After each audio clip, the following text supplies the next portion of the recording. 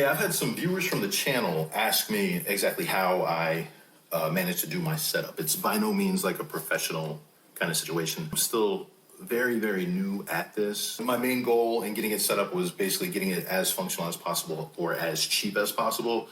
Irion Webcam. It's a program that you set up both on your computer as well as each individual cell phone.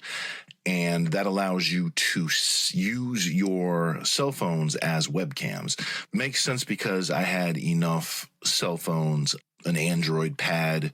I had these things lying around, so it was completely free to use.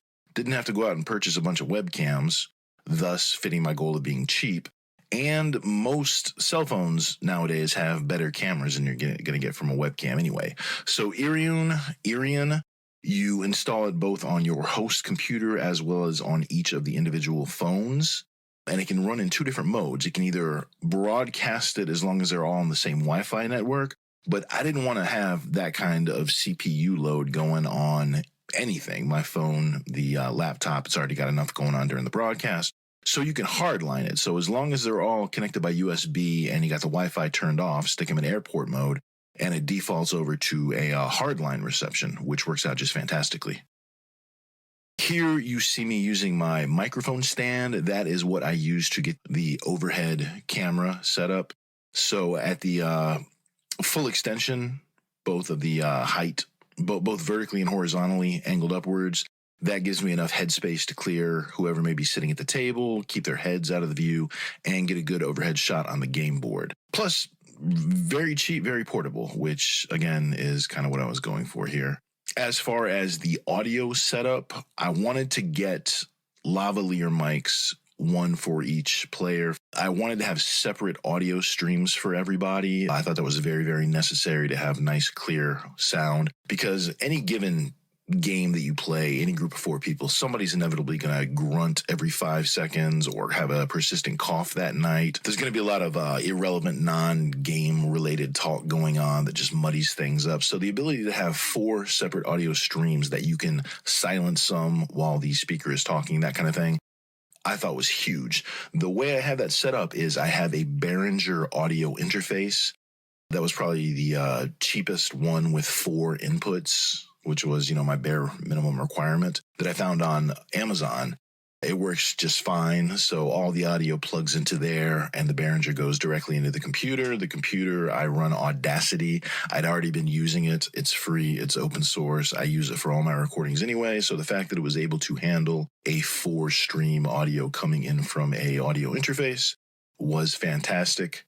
And then when it comes time to actually doing the audio editing, here's an example of the 4 separate streams loaded into my Wondershare Filmora video editing program. You can see where I have the 4 separate streams color-coded, and I'm able just to segment out, in general, 1 of the 4 streams at a time. And then occasionally, if there's some combined audio, I have maybe 2 going at most. But at any given time, out of 4 different audio streams, I usually have at least 2 or 3 cut out to make the clearest audio possible.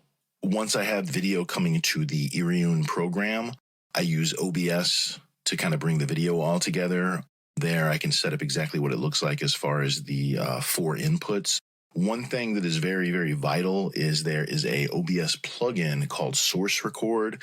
Instead of doing one amalgamated split into 4 quadrants of video of all my inputs coming in, it actually allows that as a base video, but then it also saves 4 separate recordings, 1 for each camera, which is massive for editing purposes. One of the biggest things that I run into as far as a feature that I wanted to add that took a lot of work was getting a green screen up and running because, I kind of want to make it look like we're gaming in a really cool place, even though it's just my sister's house, my sister's dining room. So it took a while to get the green screens up and running. It was definitely a work in progress. I wanted something cheap. I wanted something very, very portable. So I decided to go with PVC pipes. It was both cheap and very modular. I went through numerous attempts at designs for the PVC frame before settling on the one that I use now.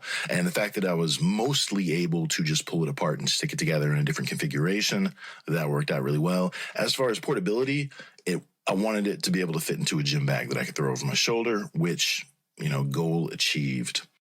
The tabletop, I completely lucked into. I was just going to use originally just like a red plastic background tablecloth felt looking thing draped over the table.